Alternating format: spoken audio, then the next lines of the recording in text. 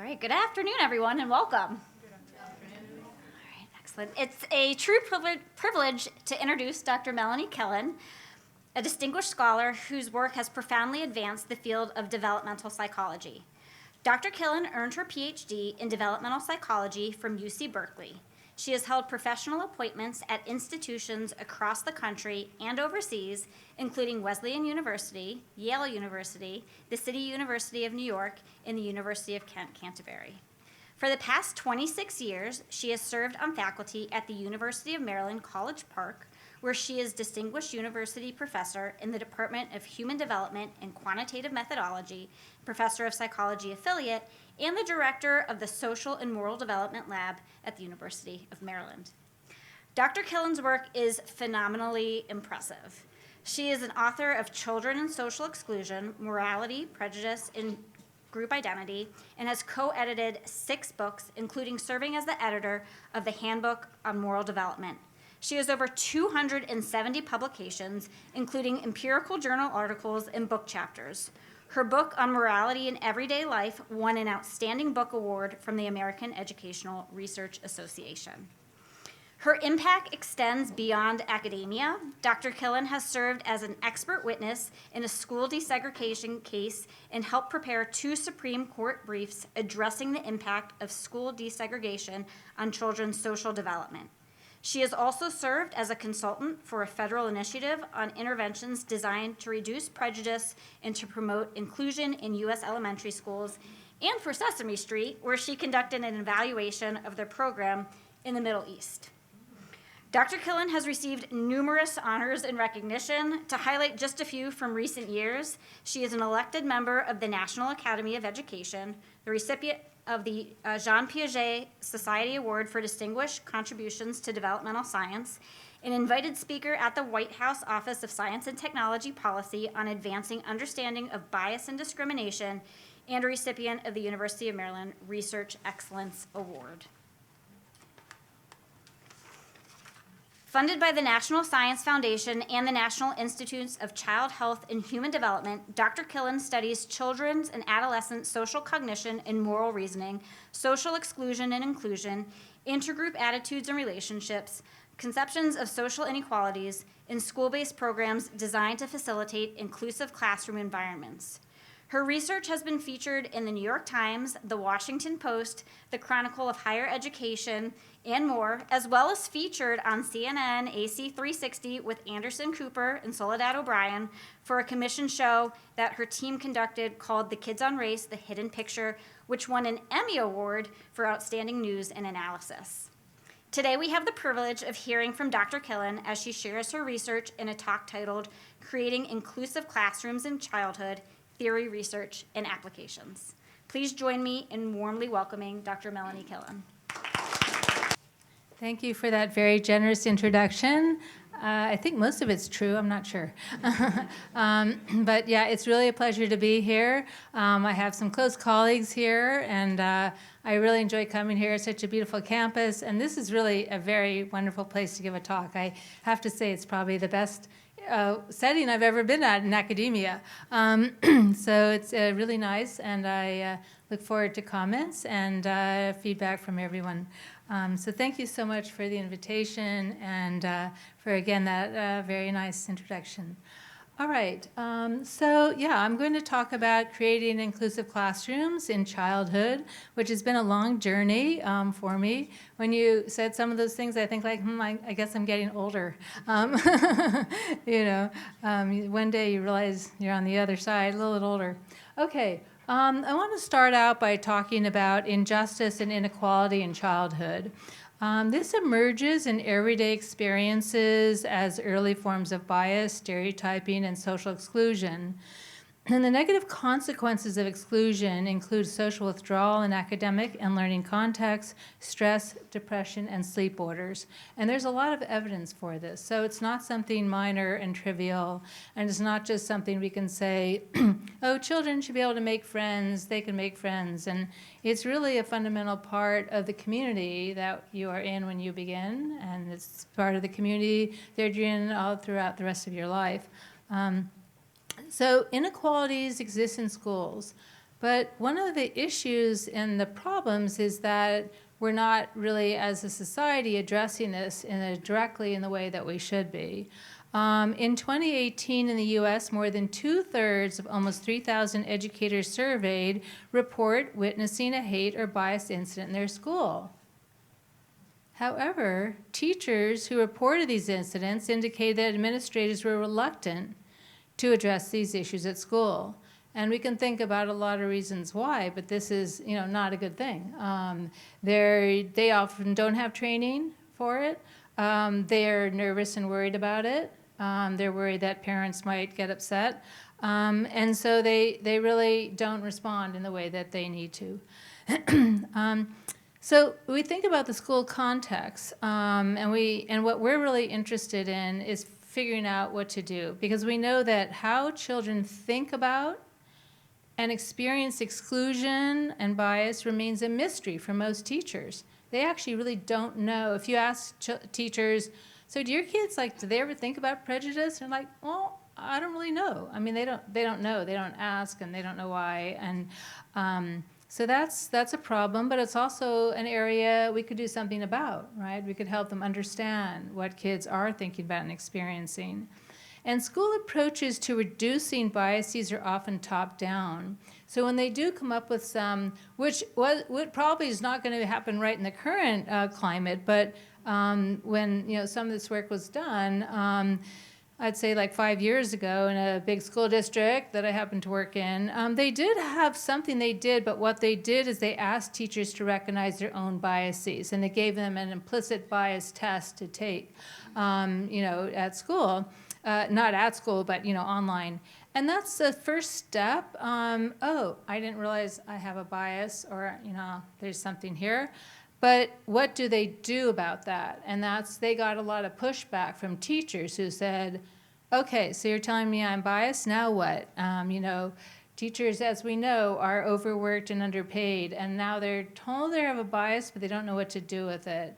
So fortunately, when we were doing some of our research, I'm going to talk about, we sort of got it at the right time, because we were coming in and said we wanted to try testing this program. And the person who was head of the equities office, I don't know if it's still called that, but sort of said, good timing, because we need to give teachers something to try to, address these kinds of issues.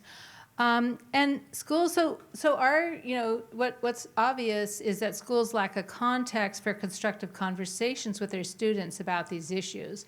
And it's complicated to think about how to do it so that parents will still feel supported on board, and teachers and administrators and so forth. So what I'm going to talk about today is I'm going to talk a little bit first about exclusion, social exclusion theories. What are the theories that drive the research that we've done? I'm going to talk a little bit about what do we know about what children think about issues of exclusion and reasoning about exclusion. What do we know? We do know some things. And then I'm going to talk about an intervention program that we have implemented in schools. And then I'm going to talk about an AI-powered teacher app we recently created. You can't give a talk if you're not mentioning AI somewhere now, right? But this is actually for a good reason, because it's an AI-powered teacher app to help us create inclusive classrooms.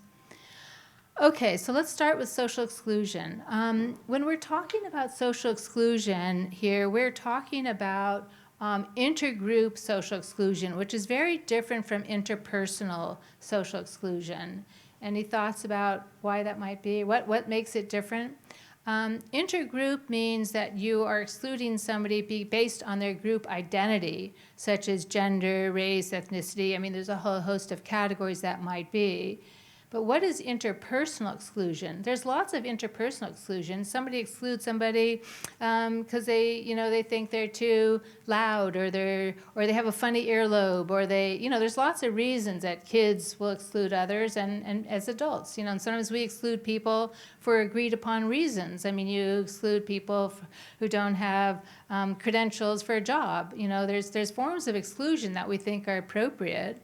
And even in an interpersonal sense, you don't have to be friends with everybody. If somebody has a different style from you, you're not their friend.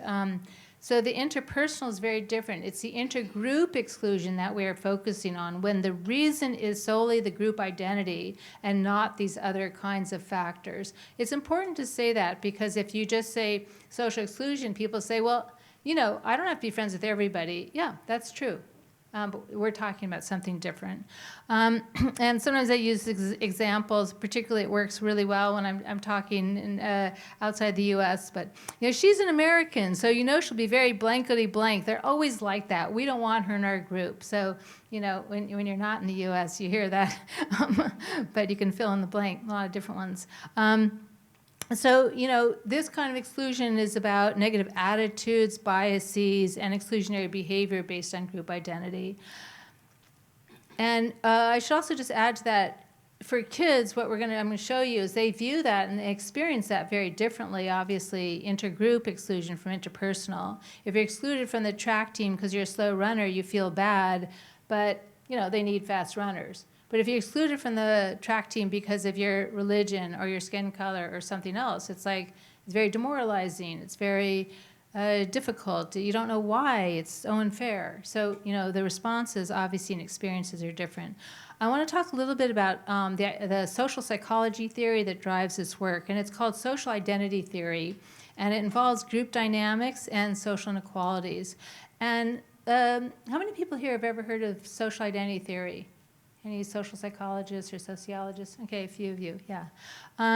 So social identity theory sort of starts out saying that all humans need to belong to groups. This is a human need that we belong to groups, right?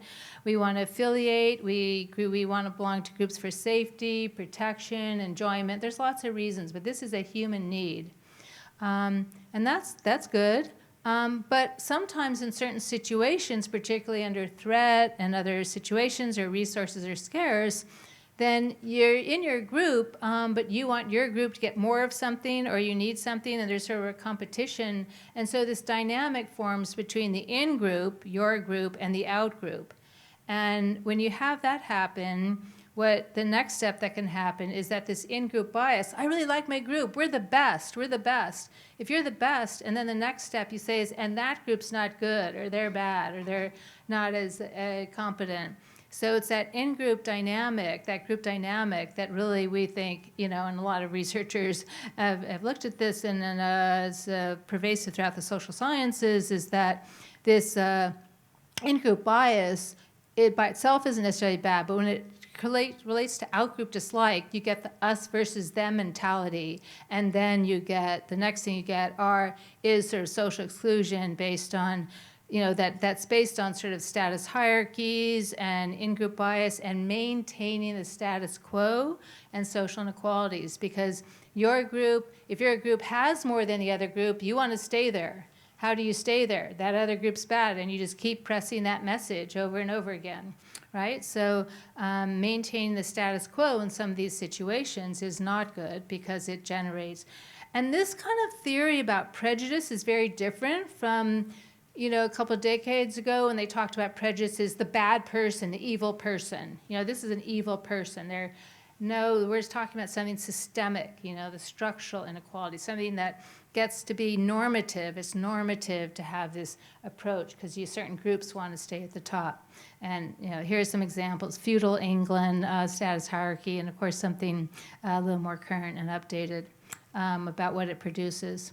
Okay, so reasoning about exclusion in general, when we look at exclusion, we're looking at how kids and how adults think about exclusion in terms of when do they think something's unfair, others' welfare. We call that moral reasoning.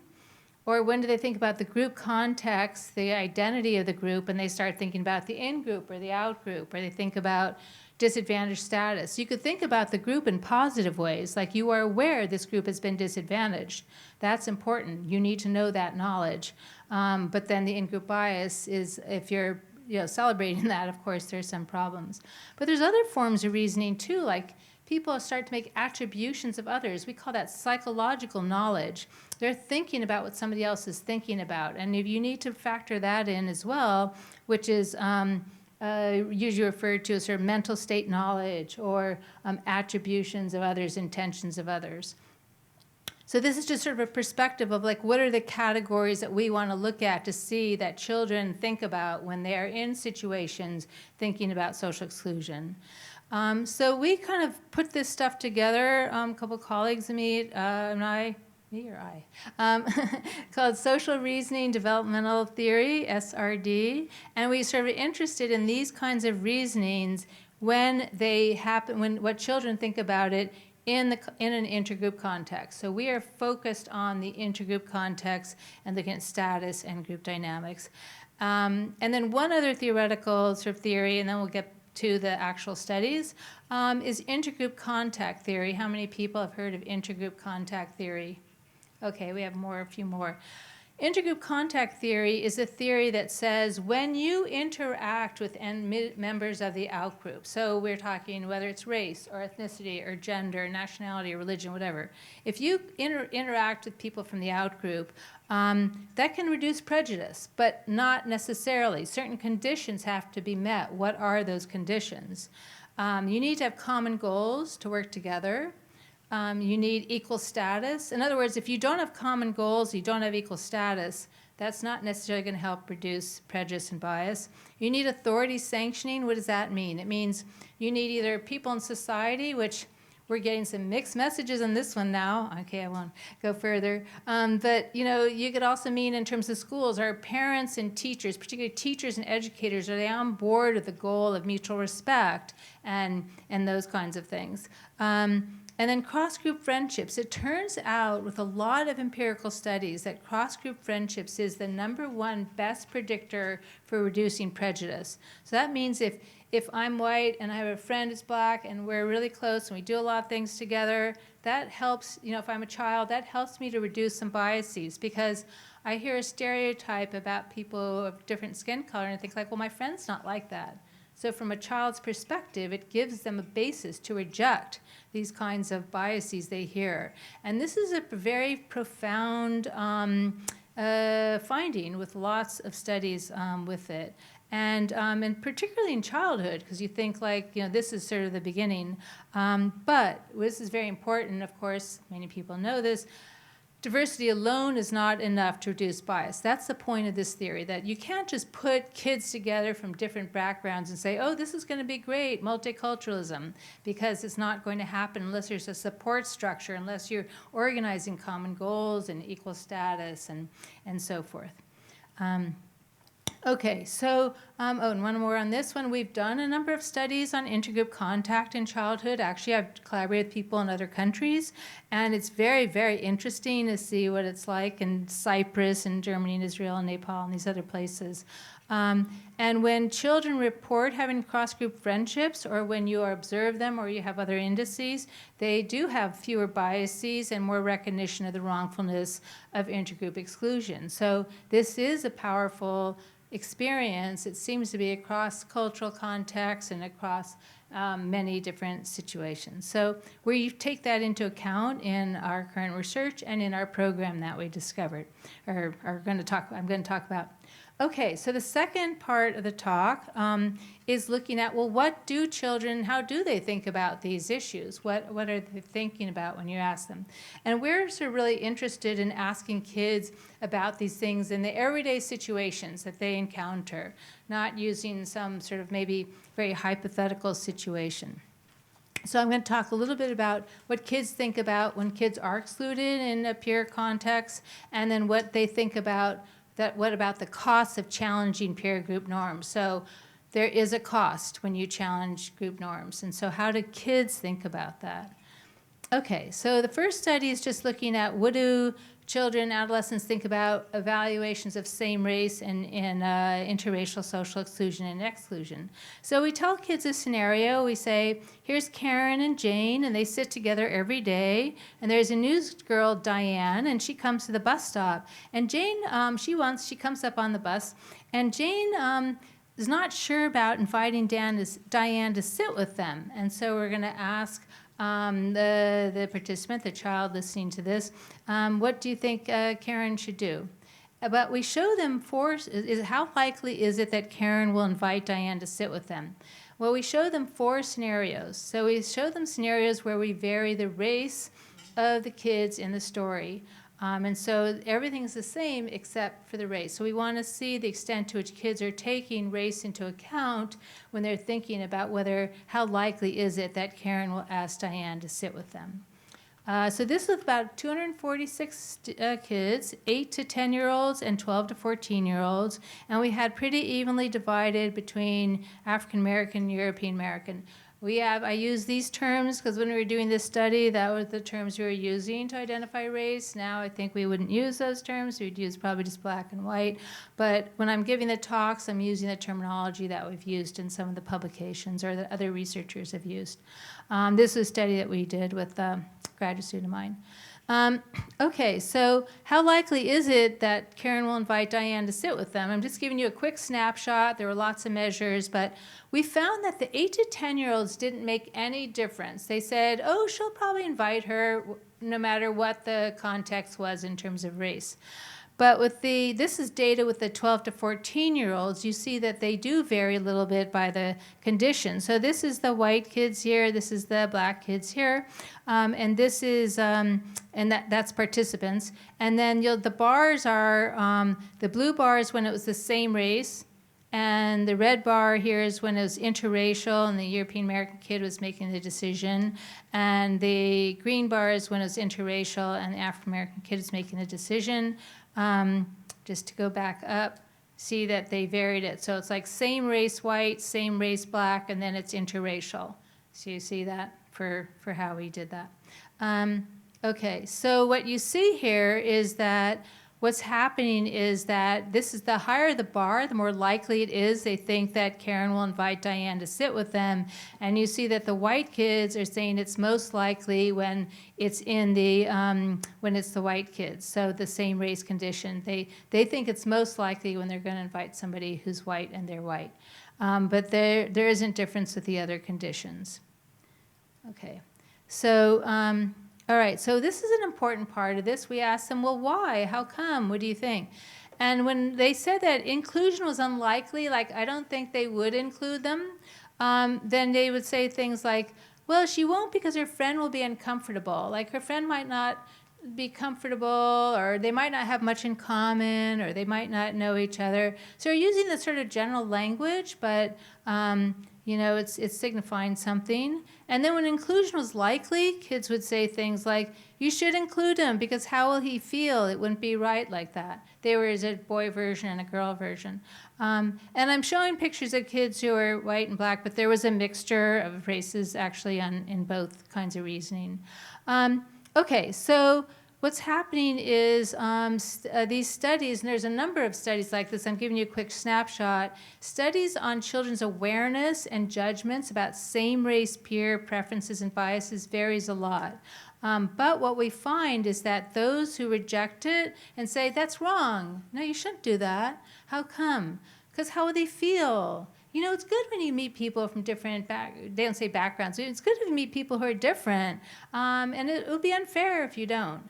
But when they said that it was okay, they used a lot of this language like, well, they might be uncomfortable, they might not have much in common, their parents might not be comfortable. So they're sort of using this general language, which, we wouldn't say necessarily that's racist per se, but it means that there's some messages they're getting somewhere, somehow, that this isn't, there's not a comfort level here.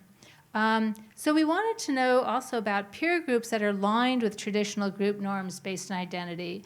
And that's just, there's lots of other measures of that study, but I just want to give a quick snapshot. So this was the cost of challenging in-group norms. So this is about 300 kids, and again, it was 9 to 10-year-olds, 13 to 14-year-olds, evenly divided by gender. Most of these studies are all middle to low middle income, so we just hold income constant. And this was also conducted in the mid-Atlantic, somewhere around here. Sometimes you're not supposed to identify the school district. In the Maryland suburbs of a metropolitan city. That's D.C. Okay. So this is the ballet and football scenario. So this is looking more at gender. So we say a girl in the ballet club wants her group to try football. So it's about a girl saying, let's try something different, going beyond the gender norms, expectations. And then a boy on the football team wants his group to try ballet. And then we say to the kids, what do you think they will do? Like, what will this group do? Will they, do you think this girl will say this to them? Like, she wants to do this. Do you think she'll tell her group, hey, let's do football, let's try football? Do you think this boy will tell his group, yeah, let's do ballet, let's try ballet? And then we say, and what would you do? Okay, so what would you do and what would they do? And so what you find is that the higher the bar, the more likely to challenge, to say, yeah, they would do that. So what you're seeing is on the left side, this is the ballet. Will the girl want to play football? Will she say something? So you have your 9-year-olds who say, yeah, she'll say something. And yeah, I would too. I would say it and she'll say it. But then when you ask them, the 13-year-olds, they say, well, yeah, I don't think that they would do it. I don't think they would do it. Would you do it? If you were, yeah, I would do it. I would do it. I think you should try something different. And then for the boy doing ballet, it was even a little bit less likely. So they're a little bit less likely to say that either of them will say, hey, why don't you do ballet? And then it's even less likely when the 13-year-olds, they're sort of saying, oh, they might not. They might not say this. I don't think they would. And then for the what would you do? I might do it. So it's significantly different for the older kids, not the younger kids. So here's an example of where with age, kids are starting to be very aware of what happens if you challenge your group. Whereas the other study was showing with age, you also start to see that kids are going to go along with these kinds of norms. So I guess to some extent that's similar. So children are optimistic about challenging group norms, but with age, they become more aware of the cost of exclusion. So that's something that's important for us for our program. You'll see how we embedded this in our school program, because we thought, if you think like, I wouldn't do it because like the other kids wouldn't like it, but you haven't really talked to the other kids. But if you're actually talking to a bunch of kids in a classroom about whether a boy could do ballet, you might hear a lot of the other kids saying, yeah, I think they should. So you're going to be exposed to sort of fairness reasoning from other kids, and that's an important way to learn and realize that you shouldn't be so nervous and worried. Now, sometimes you have to be, but I'm saying there are some situations that we can help kids see this. Because they do care, children do care about fairness and equality, and they have that very strong early on. And so we want to leverage that as much as we can all the way through. Okay, so the summary of some of these findings is that in the first study, the white adolescents more likely to view the white peers to have a same race bias than the non-white peers. And we saw that with age, children recognize the costs of challenging exclusive norms. And we also, though, this is an important part, is we see that kids are both recognizing issues of fairness as well as the group identity. So they're kind of starting to see that this is kind of complex. And that for one of the earlier slides I showed you, I said there's about morality, there's about group, there's about psychological knowledge. So kids are starting to try to see that there are these different facets to it, but they're navigating it, and it's difficult. It's difficult. Okay, so now I'm going to talk about a school program we developed based on all of this research. Okay, so this is the intervention, and we call it Developing Inclusive Youth, although people have told us to change the name, and it's like, really? We've got some alternative names, but we all like Developing Inclusive Youth because it's DIY. And what's DIY? It's like do it yourself. Right? And this is like for kids to do it themselves, for kids to talk to each other and help them challenge norms, not just a teacher teaching it. Okay, so we give kids, I'll show you, a web-based curriculum tool where it's animated and they go into it and put responses, and then they have there's voiceover, and then a teacher leads a discussion, a class discussion immediately after. And we did what's called a randomized controlled trial, which is where we have, I'll show you, but where you have half the kids are in this program and half the kids are in a control group. They don't do anything, and you give everybody a pretest survey at the beginning and one at the end, which I'll explain, and you see whether you get change in the program that had the treatment, meaning they were in the program. We did this study with NSF funding with 8 to 11-year-olds in 3rd, 4th, and 5th grade. So we're starting with elementary school kids, which is kind of unusual for these kinds of studies. They usually start with adolescents, but we feel like it's not too early to start. And kids are thinking about these, and they do have the capacity. And as we see that the younger kids start out maybe a little bit more naive, they're not as aware of group dynamics, and they think, I would tell them that boys can do ballet, and the group will tell them they, have that. And you sort of, so we want to help them understand there are all these other considerations, but also take advantage of that. And we did this about 1,000 kids in a large school district in the suburbs of Maryland outside of a metropolitan city. And just to add a little bit more about this, we have this theory of change. What will help kids to change? We think there are 3 things that will help them. Intergroup contact, indirect. If you're watching people in a story make friends across boundaries, that actually is very helpful for change. So it means indirect. You are not actually involved. There's been research showing that like when kids read books that are about 2 different kids, one like them and one like somebody else. Somebody, if you're Jewish and it's a Jewish kid and they're friends with an Arab kid and they really like each other a lot and all that, they find that actually reduces some of your biases, just even reading a book. But of course, the most powerful way is when you're actually interacting and having friendships. So the direct discussion together in the class with kids is most powerful. And then we include the reasoning, because we think reasoning is really important. It's not just enough to put kids in these situations, but how do they think about it? What are they saying? What's their reasoning? So here's the randomized controlled trial. How many people here have heard of randomized controlled trial? Yeah. And vaccines, that's what they do with vaccines. So that's the example I usually give. Some people have the vaccine, some people don't. You look to see if they're healthy before and after. So here you just see that there's DIY is our program. It went for 8 weeks. And BAU means business as usual. So it's a control group and they don't do anything else. People said, oh, well, why don't you have your control group? They should do something. They could watch a movie about whales and dolphins and penguins. I'm like, I'm in a public school system, and I can't. They don't want to do something extra just because it's extra. So, okay. And then you pre-test everybody. You give them a survey at the beginning, and you give everybody a survey at the end, and you look to see is there change. Okay. So here's a snapshot of the portal that kids go into for this program. And you can see there's 8 weeks. And each week you click on it and a box pops up and there's a story about it. And they do that once each week. Now kids are doing this at their desk on a laptop. And they're just going to respond to things. So we call this the individual reflection experience. They are having this opportunity to think about this. We have a bunch of different target groups based on gender, ethnicity, wealth status, immigrant status, and so forth. And here's an example of one of the stories. Owen looks over and sees 2 other friends from their school, Tucker and Justin, are getting down from this tire swing. Owen notices a 3rd boy from the school, Carlos, who seems to be just standing around a little ways waiting on the other side of the swing. And each slide has each peer scenario has 45 slides. I will not show you 45 slides. I'll show you 2, I think, or 3. But you have a lot of decision points. Okay, so Owen invites his 2 friends who are to use a tire swing first. But Carlos has been waiting his turn and tells Owen. And Owen says, yeah, well, but you're not one of us. We're the ones who use the tire swings. Why don't you go play with, what's his name, Juan over there? He's from Mexico, too.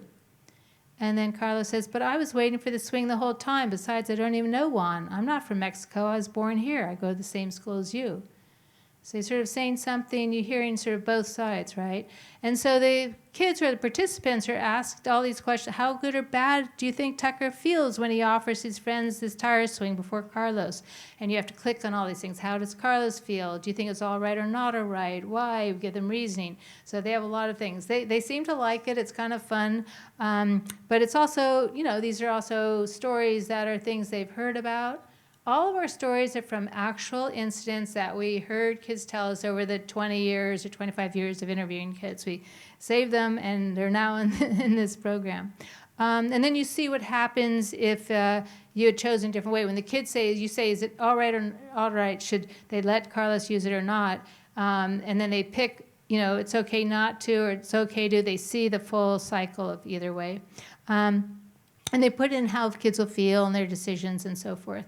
Okay, so then the teachers are given a guide. You can't just say to teachers, as we learned, okay, facilitate a discussion. See, they do this for 15 minutes at their desk on a laptop, 15 minutes, and then the teacher leads them in a discussion for 30 minutes right after. And we thought at first, it'll be natural for teachers to say, oh, what happened in the story? What do you think? Oh, so-and-so said this. What do you guys think about what so-and-so said? Nope. The first time we watched a teacher, before we had much more guidelines, the teacher said, okay, boys and girls, today you learned exclusion is wrong. Let me tell you about something that happened to me on the weekend.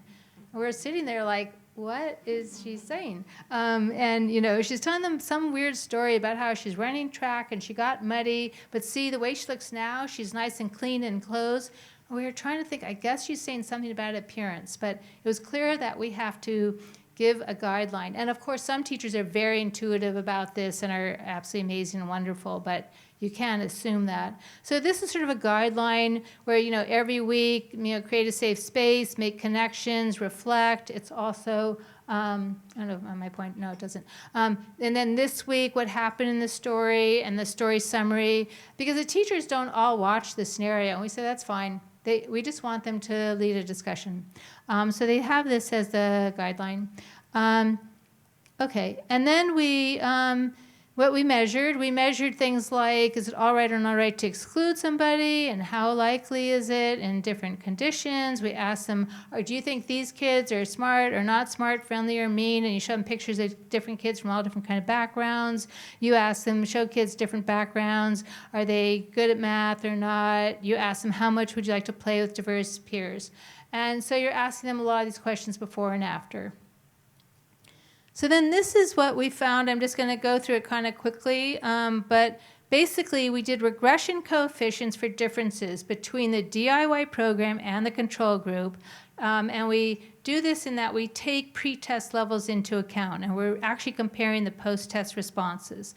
And so we found significant treatment effects. Treatment effects means the program worked.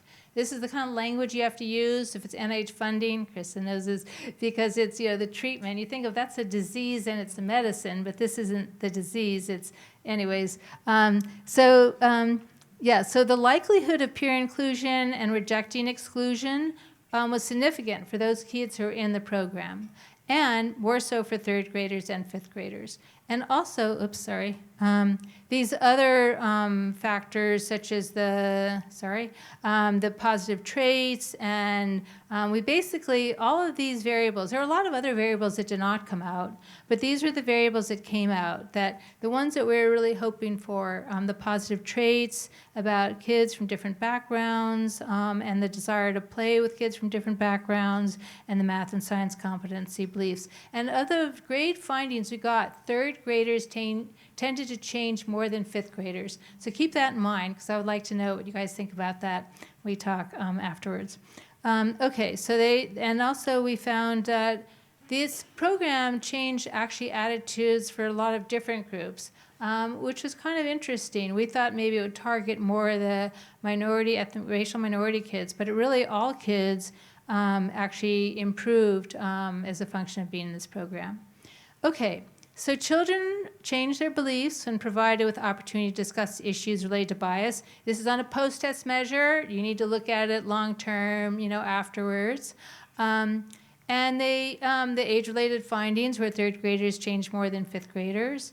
And this guided discussion facilitated more positive traits for these peers and increased their math and science competence beliefs. So the program was effective. However, there's some limitations, like with any study. And one of the big limitations we had when we first did this is that we did not audio record these discussions.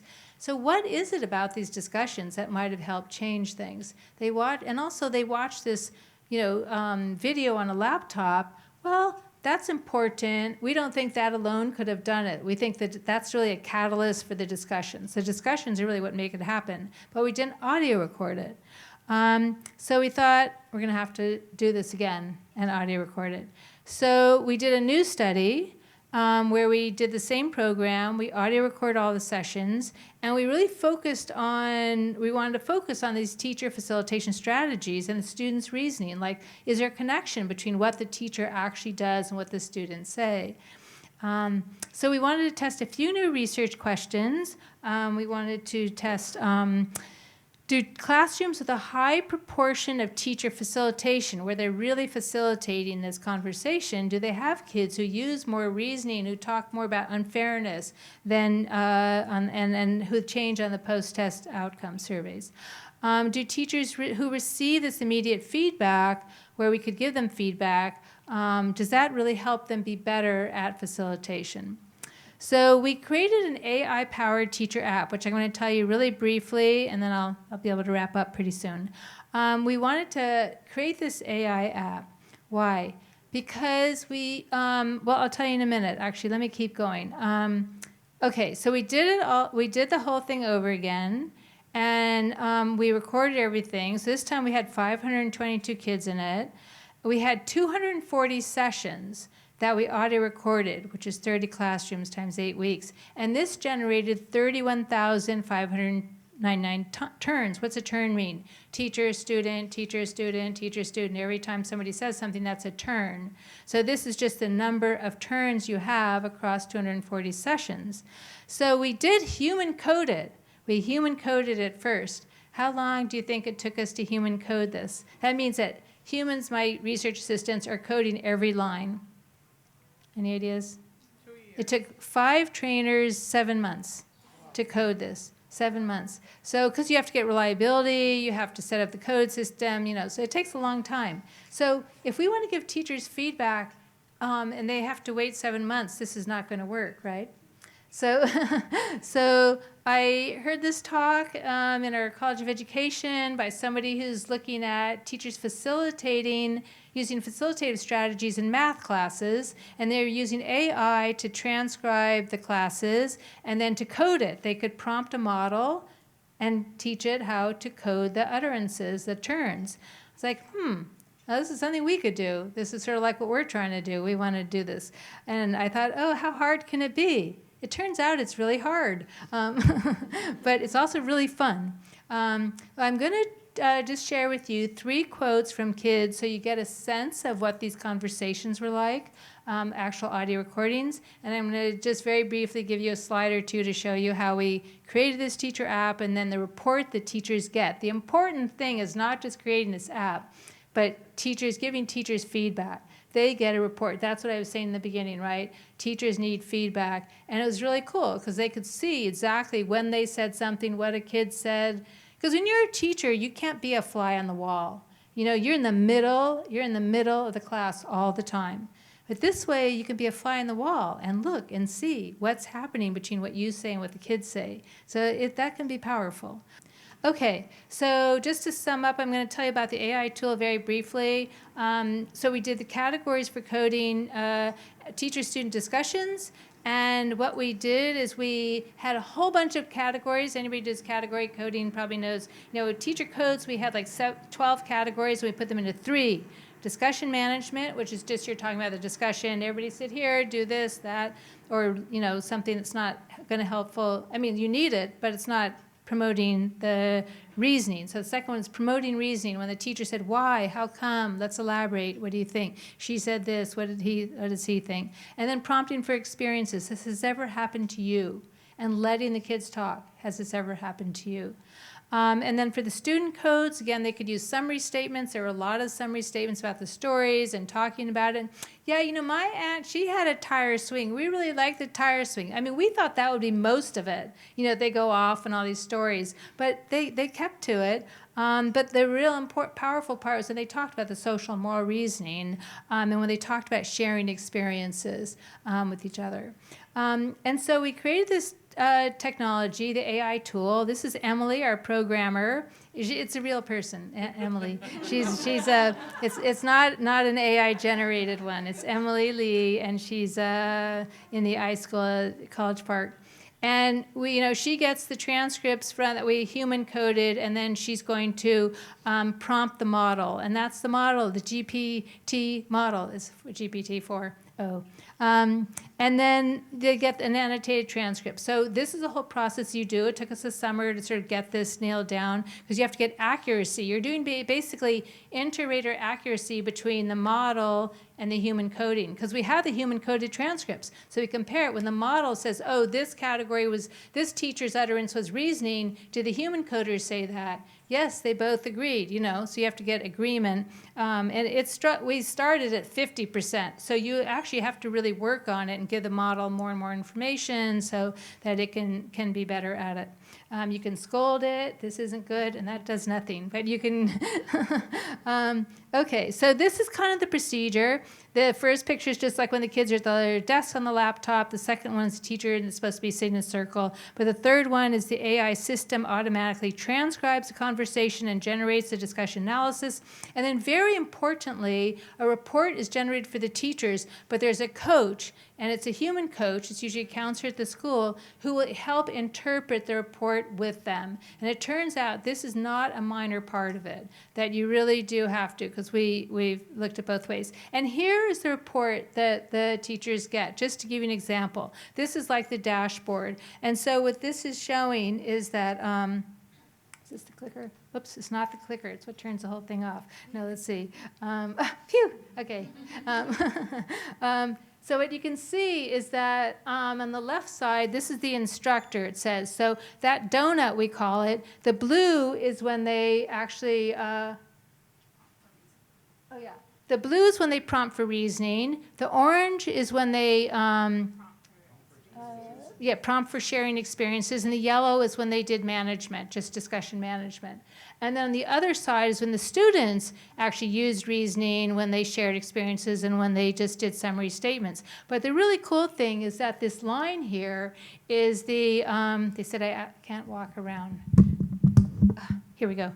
This is the cool thing is that this line, see, this is the teacher and this is the student. So blue pen means blue because it's when they prompt for reasoning, and this is what the student said. So you can track this and see student, teacher. So here the teacher used reasoning, and the kids did start to use reasoning, but it came in a little bit later. Or here's a direct relationship, asking for it, why, and they gave you reasoning. And then if they just used a experience, then you got some experiences. But sometimes you did, sometimes you didn't. But another really cool thing about it is that you can, if you click on this, then below this, the whole transcript's there. That's where you're not a fly in the wall. Because you can see, oh, I used reasoning, and the kids gave it. What was that? I can't remember. And then you click on this, and it shows you where in the transcript you said. It's like, oh, that's what I said. Wow, that turned out to be really effective. Or, wow, I tried to prompt for it, and like, that didn't give you anything. It was like, I think there's one where it doesn't give you anything. So, it's just some examples, but you need to have a coach kind of help you interpret this. So there's tips for the week. The coach has to put in tips for the week about what the teacher would say. Great job, you encourage more student reasoning. Reminder, children take the lead, you're doing great facilitating. So some of it has to be real positive, but which is important. But sometimes, we were at a school, we did a beta test with this, and these are teachers who were oriented towards doing this, but still, like one of the teachers really still, they just want to teach the lesson, and the teacher was just sort of talking a whole lot, and the students weren't saying much. They weren't using reasoning at all, and they were just using summary statements. So teacher said, oh, wow, I didn't realize this. I should have literally let the students talk and let them say things. Okay, so basically, we've done some results with the human data. All I'm going to say is that it showed relationships. And teachers use facilitative strategies, kids use social more reasoning, and they share experiences. So our next steps are we're going to look more at this human coded data, and we're going to refine this prototype. So what we created, we've got a beta test and feedback from teachers, and we're going to sort of further develop it, use it as a research tool to get at discussion, and also use it as a program in the schools. So to conclude, social exclusion from peers in schools can be devastating. Children's reasoning indicates that they do have complexities and they understand it.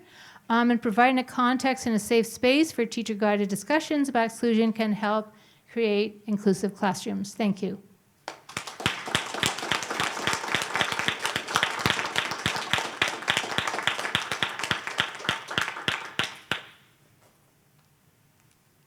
want to thank my graduate students and the undergraduate RAs and the Scientific Advisory Board and everybody else.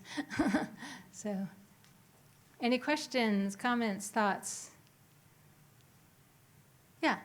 So I assume you're going to thinking longer term, how you can implement this and go further. They have actually, can everybody hear? Because they've got this mic if you want to. Where was it? Yeah. Is this the one?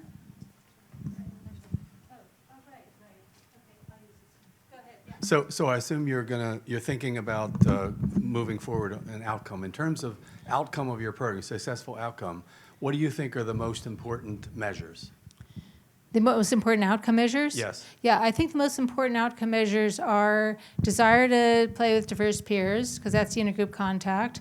And I think the math and science competence beliefs is very important, because that's really about the academic expectations of your peers, because that can be devastating too. We find that there are exclusion situations in things like math classes. I mean, school's a social context, so almost everything you do, even like science, you make the robots. That one, you didn't see that, we didn't show that to you, but kids are making a robot and then they exclude the girl because they don't think she's good at science, So the math and science competence I think is really important, but the trait attributions also. So what we didn't have, which we didn't come out, and I want to have more of, is measures about school belonging, a sense of belonging in school, because there are more measures like that now. We didn't use that so much. I would like to see that. And then of course teachers, how much the teachers change and how much this made them think about it differently. Can you pass the mic? Dr. Killen, I loved your talk. I loved it. I can tell that you do child research because I could actually understand everything you said, so that was great. Quick shout out, we have a grad student here, Bonnie Woodward, who worked with you. Oh, Bonnie. And she's in that picture, and she really wanted to be here, but she has clinical externship. Right. So just Yes, thought I'd mention yes. that. She's fantastic. Yes. So 2 questions. One is there a way to train the AI models so that they pick up, so that they can see what prompts from the teachers elicit the most pro-social comments? And then my other question related to your first graph slide. So maybe after the first one you can shift to that, but they're totally separate. You mean the interracial inclusion exclusion? Yes. Okay. Let's see. I should just go. Let me see. Where's the escape on here? Oh, I don't know where it is. Okay. Let's see. Sorry. Doing the primitive way.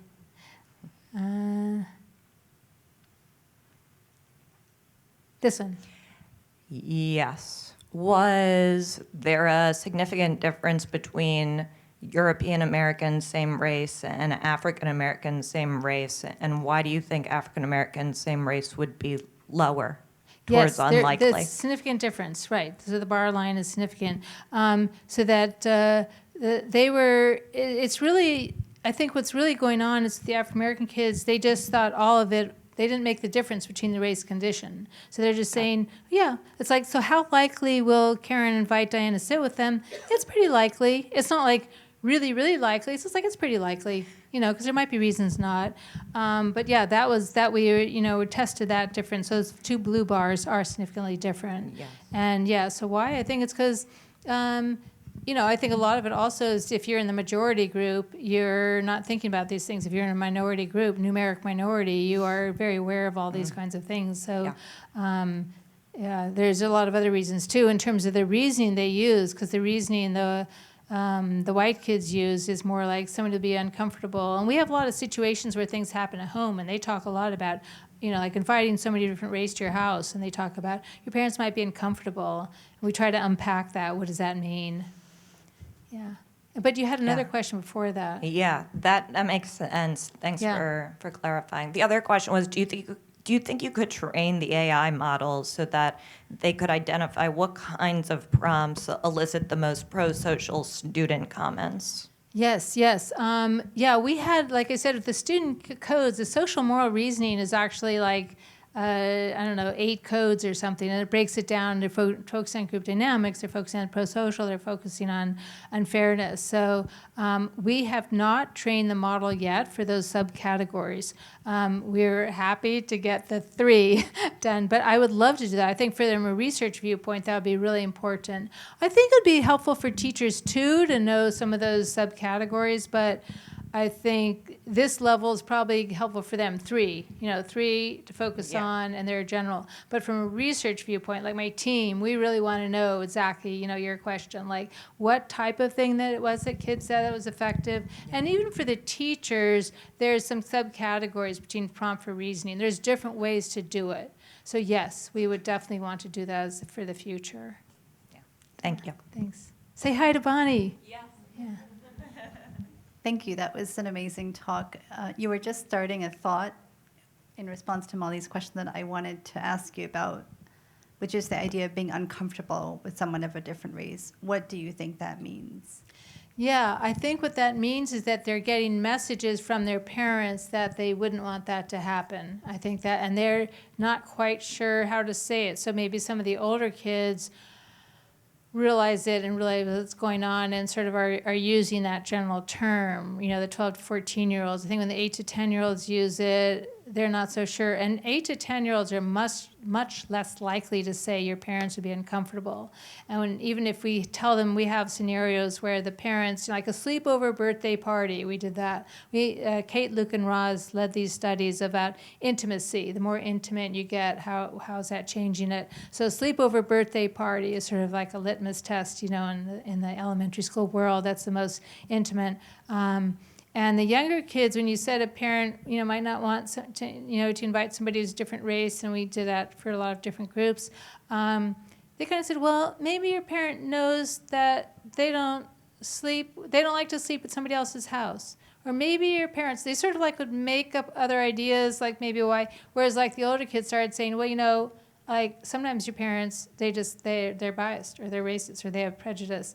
And that's why I just play with I hang out with my friends somewhere else, So they become more aware of it. So I think that's a really good question. I mean, the thing is, generally they use those words, and so we're trying to unpack that and dig into it a little bit more. Yeah. Do you have thoughts about that? And why would kids say uncomfortable? Nothing fully cooked, but it's an interesting question. Yeah. We have to find out more. Yeah.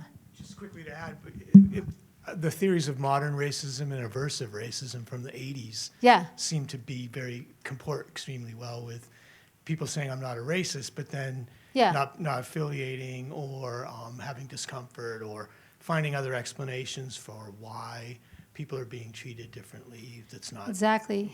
Yeah, Jack Davidio's work. Yeah, aversive racism. I mean, it was sort of also, it's kind of has some similarities with implicit bias. You have biases you're unaware of. It's just complicated because sometimes you think, well, maybe they're aware of it, but this is sort of easier for them to say, or sometimes they're really not aware of it. Yeah. Hi, thank you so much. This presentation was really informative, and I appreciate all the information that we were able to gain. Thank you.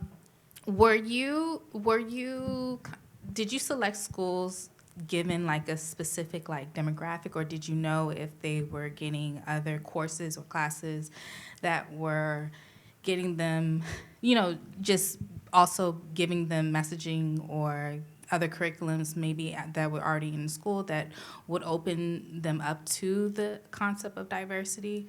Is that something you know? Yeah, thank you. It's a great question, a really important question, really important. We decided we wanted to go with a school district that had a lot of diversity. So we went with a school district that was actually about 40% white and 60% ethnic racial minority. But our sample for that first study ended up being about 58% white and 42% ethnic racial minority. One of the things that's complicated about the school district we're in is that racial minority is very diverse. There are 11 categories under racial ethnic minority. So a hard thing about that is you can't target one group. So people would say, well, how are the black kids responding to this? How are the Asian kids responding? It's we didn't have enough of each group because there's so many different groups. But we wanted to have that mixture because we wanted to be in classrooms where kids are meeting kids who are from different backgrounds.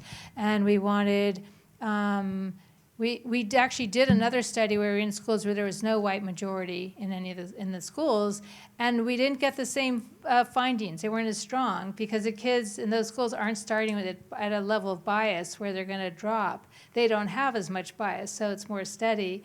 But their classroom conversations are very rich and interesting in a different way. So we're going to look at those kind of differences and have some new outcome measures. But also to your question about, are they also getting training in some other way or curriculum? When we did these studies, they were not. Like I mentioned, one school district had them take the implicit bias test. That's what they were taking. And then the teacher said they got, actually kind of, there's a lot of pushback. They got sort of angry about it. Like, okay, now what do we do? And there's nothing to follow up. So they didn't really have programs. And now I think schools, there are very few programs because of the political climate, and it's very difficult. But people have said to me, well, it must have been, I actually had a Washington Post reporter call me, and he said, well, you must have had people screaming at the school board about, your project and all that. And I said, no. And he said, no, come on. I mean, that always happens. I said, no. And that was at the time when there was some pushback in Virginia and North Carolina. But, this is Maryland. Not quite the same, but still there's, everybody got bias everywhere. I said 86% of the parents gave parental consent. So, 86% of the parents, and that's from a big range of schools and parents from different race and ethnicities and low income, high income. So, I think that schools and parents know that kids, when they're excluded, this is not good and that it's hard for them and they have social withdrawal and they, other issues come up. And teachers know it too. So teachers and schools know it, but a lot of it's how you frame it, how you label it.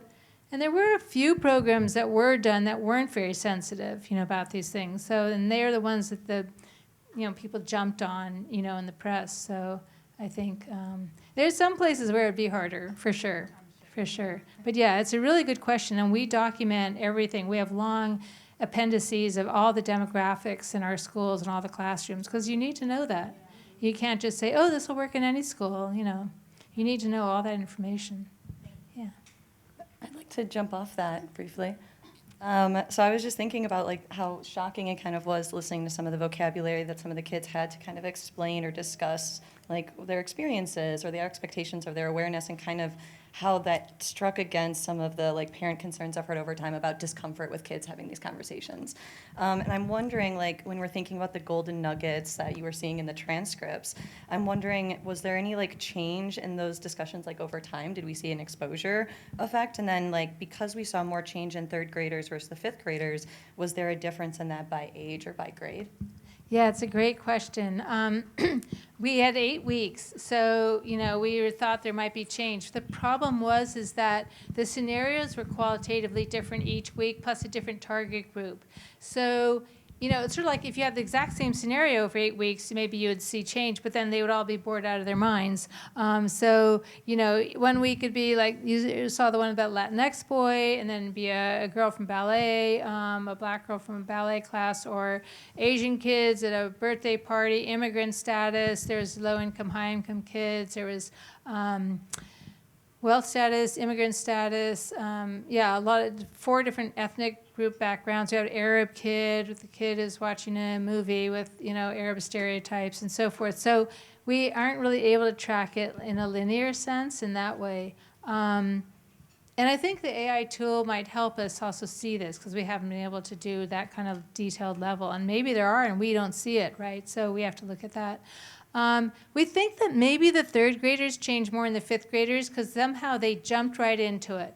Like that earlier slide where they said, I would say that the boys should do ballet, and yeah, the group would want to too.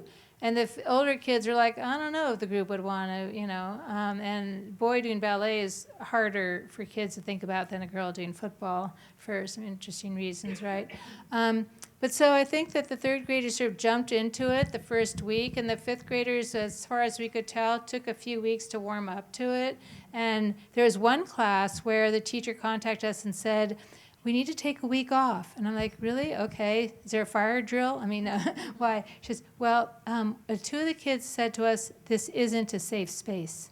It's not a safe space. I'm like, uh-oh, And then I said, okay, and she says, I want to take a week and talk with them about it. I said, that's great, thank you so much. And I was hoping it would just be 1 week and they would come back. But she said, so I contacted her the next week and I said, how is it? She says, it's good now, we're ready. And I said, are you comfortable, give me a general idea? And she said, well, one of the kids said, this isn't a safe space because I said something and he or she, the other kid, told the kids at recess. And at recess, they said, she said this about, like that boys do ballet, or whatever it was. I'm making that up. But, so they talked about that, and they sort of agreed upon that. So I think that's something that the 5th graders are sort of more aware of. But then they had beautiful, amazing conversations after that. So the teacher, that was one of the teachers that said our class really bonded over this experience and they got to trust each other. So maybe the 5th graders, that's, yeah. Thank you very much. It was a fantastic talk. And that actually leads to the question I was going to ask, not about the kids, but, talking top down. Did the administrators and teachers reach out to you, like, please give us more? I mean, I was thinking from a teacher standpoint, that timeline you showed us in terms of what I say and how that elicits responses would probably be very powerful. Yes, thank you. Yes, that's exactly. We did this at the Washington International School as our beta test in D.C. Because it's a smaller school and it was just going to be easier to do. And they said, can we continue the program? We'd like to do it in the spring.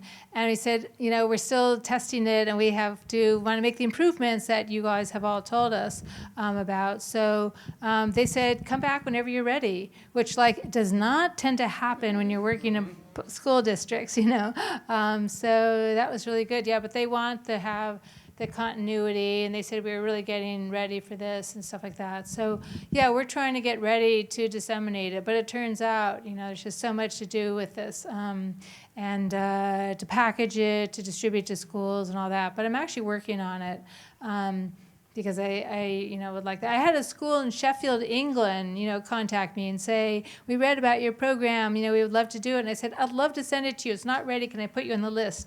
Which is really gratifying because, usually this is not the case when you're working in schools. So, and I think it would be interesting to track it, and you'd have more real post-test, measures. Because, just giving another survey, people said, oh, did you give another survey, 2 weeks after or 3 weeks after? It's I don't think that captures really what the change is in the program. I feel like I'm on a talk show. Thank you. Hi, thank you so much for that wonderful talk. I was wondering, when I think about inclusion, I also think about people with disabilities. Did you have any scenarios with kids with disabilities? If so, what was the results? And I'm just interested. Yeah, thank you for that question. We contemplated that in the beginning, and we started, when we were diving into it a little bit, I sort of realized I'm not an expert in the disability area, and I have a colleague who is, and sort of said to me, well, there's a big range of disabilities. You're talking about physical disability in a wheelchair, are you talking about learning, are you talking about this, are you talking about that? And I was like, that's its own program, practically, because we have 8 weeks. And so I kind of made a decision at that point to stick with some of the categories that we'd already done a lot of research on. And the other one is people asked about sexual identity. And again, same thing, Also, to do it in elementary school, it's going to be a little bit harder. I think it's perfect, it's definitely very relevant for the adolescents. If you're older kids, if you did scale this up. But for sexual identity, same thing. Actually one of my former students is sort of a leader in this field. And I just said, Stacy, you can do this. I don't feel I have the expertise to generate all that. But the idea is that if this works, it could be applicable to lots of different categories, right? So we were actually going to do this in Australia, and there, it's Aborigine, other groups. Every place is going to have different groups that they're going to focus on. So that's fine. I mean, I don't think it matters in a way that much, about the group. I mean, it matters, but it's got to be relevant for the cultural context. Yeah. Have you thought of how you can make it easier for school districts or other researchers to adapt to the different like cultures and settings? Yeah, absolutely. I mean, that's sort of what we're doing now is trying to figure out how to package it in a way that, we're trying to figure out what that would mean because I have a professional illustrator who does all the illustrations, and she says, I'll do it. She's done it for me in our basic research. She made, pictures for this project in Portugal, and she made pictures for a project in Seoul, in South Korea. So, we are able to do it that way, but it's a little different in school districts and stuff. So, yeah. So I'm absolutely thinking about it, but yeah, it'll be a lot of work. I have to make sure this happens before I retire. So it's like, it's a lot, but it's exciting. Try to get something done. Thank you. You're welcome. Great questions. Hi, Dr. Killen. I also just want to acknowledge and share just appreciation for you coming to share this talk with us. One question I had, whether it's in the program that you're implementing or just your other work in terms of, prompting children, young people to have conversations about social exclusion, how much or whether or not there is prompting of conversation or acknowledgement in the sense of certain populations being more vulnerable to exclusion, or is it more so that the discussions are had more generally that all people can experience exclusion? Can you say that distinction again? Yes, that there are certain populations that may be more vulnerable to exclusion, or is it more so a discussion that all people can experience exclusion?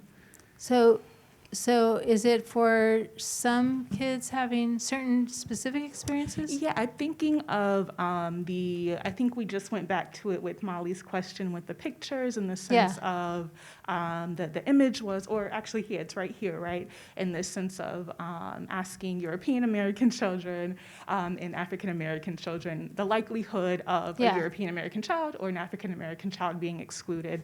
And so again, we recognize that there are certain populations, in this instance, African American youth, may be more likely to experience exclusion based on their race. And so are there conversations being prompted to acknowledge, again, the different levels or considerations for vulnerability to experience exclusion? I see, yeah. I mean, I think that's really, really important, and I think it's a big focus of what we're doing, but I think we could do a better job of getting closer to that. Do you have some thoughts about that? I'm curious. I think just one thought I can imagine, or I would be curious to hear from you if, some of the young people have shared this as a concern when we're having this conversation, that that's not being acknowledged, or that we're considering everybody to be on the same playing field, and if that could then, in a sense, induce potential harm if we're not, acknowledging again. I see. You're talking about, like, for some kids, this is difficult,